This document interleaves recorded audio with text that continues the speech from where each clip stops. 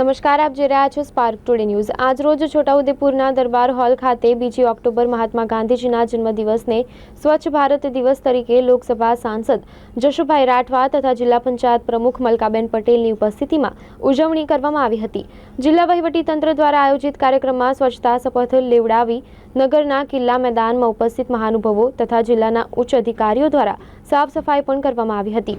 સાથે જ છોટાઉદેપુર જિલ્લાના ગામોને સાફ સફાઈમાં સહયોગી થઈ શકે તેવી ઈ-રિક્ષાનું લોકાર્પણ કરાયું હતું। સદર કાર્યક્રમમાં લોકસભા સાંસદ જશુભાઈ રાઠવા, જિલ્લા પંચાયત પ્રમુખ મલકાબેન પટેલ, જિલ્લા કલેક્ટર, જિલ્લા માધ્યમિક શિક્ષણ બોર્ડના સદસ્ય મુકેશભાઈ પટેલ સહિત જિલ્લાના પદાધિકારીઓ, અધિકારીઓ સહિત મોટી સંખ્યામાં નગરજનો ઉપસ્થિત રહ્યા હતા। આજરોજ 2 ઓક્ટોબર મહાત્મા ગાંધીજીની જન્મ જયંતિ નિમિત્તે છોટાઉદેપુર દરબાર હોલ ખાતે આજે અહીં સ્વચ્છતા હી સેવાનો કાર્યક્રમ યોજવામાં આવ્યો છે।